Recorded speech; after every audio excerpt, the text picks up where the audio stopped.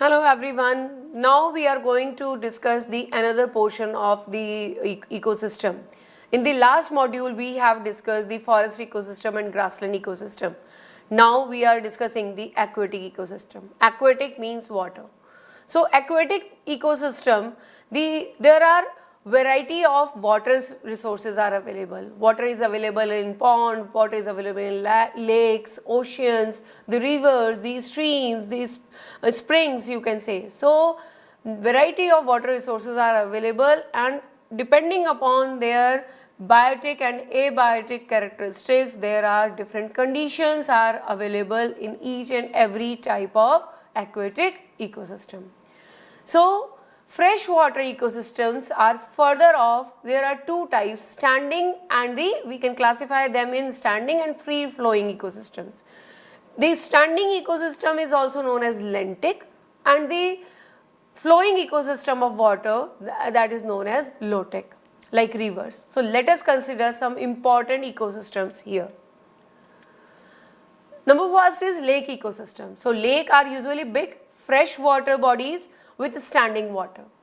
They have a shallow water zone called littoral zone. As you can see in this image which is available here, I have marked the different zone. There is a different zonation is available in each and every water body, whether it is a lake, whether it is a river, whether it is a ocean, you can say. So there, depending upon the sunlight is available, depending upon the nutrient content is available, depending upon the flora and fauna is available. So we can say there are different zonations are available.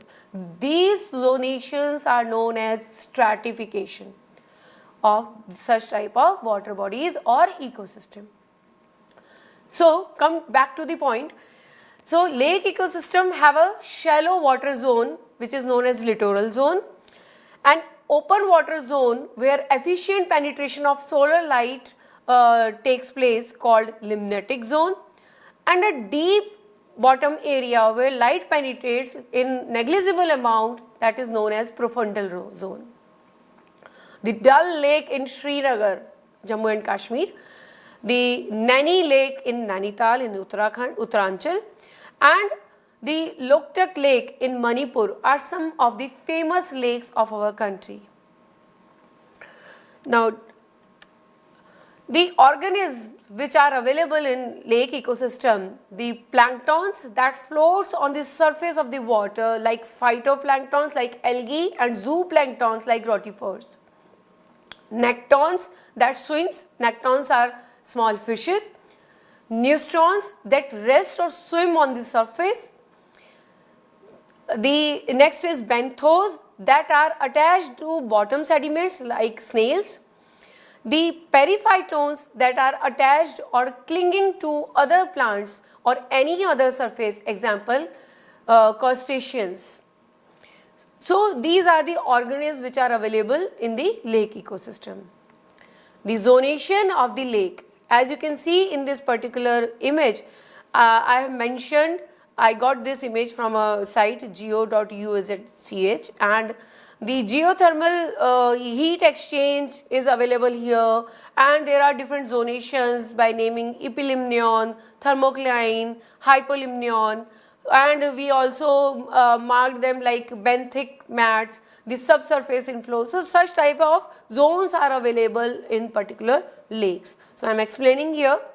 So depending upon these zones, depending upon the nutrient content, depending upon the NPK ratio, depending upon the pollutants or contaminants are available, and depending upon the other conditions, the salt content, we can see variety of lakes around us.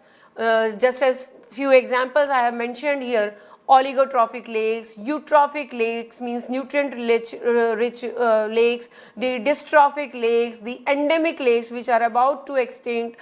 Endemic lakes means which are specific for a particular zone, the desert salt lake, the volcanic lakes which are near the volcanoes, the nutrient content is different, the meromictic lake, the artificial lakes which are man-made lakes. Okay, so we can have variety of names are here. if we want to study the lake ecosystem. And in last image as well, these are the zonations, and these are all depending upon the sunlight content, the nutrient content, as I discussed with you, as we can classify the upper layer in epilimnion and then thermolimnion, and the last is hypolimnion, and the flora and fauna in each and every zone is different. Now the different ecosystems have different parameters are available, you can say. So the rivers are having different parameters, the streams are having different parameters or conditions, and oceans are also having different parameters or conditions. Or you can say that oceans are rich of salt content, rivers are having less salt content, and streams are having the minor salt content is available. And depending upon such compositions, the phytoplanktons, the zooplanktons are different in oceans and the rivers and the streams.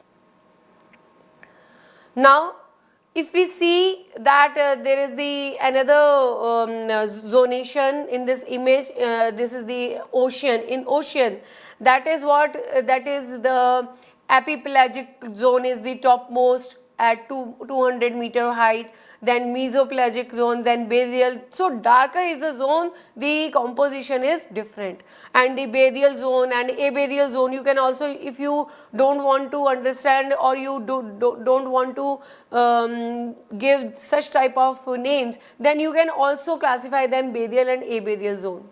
So depending on such things, you can classify, you can stratify these particular lakes. So in this particular topic, we have introduced you with respect to the aquatic ecosystem and the different zonation available in the lakes. So thank you.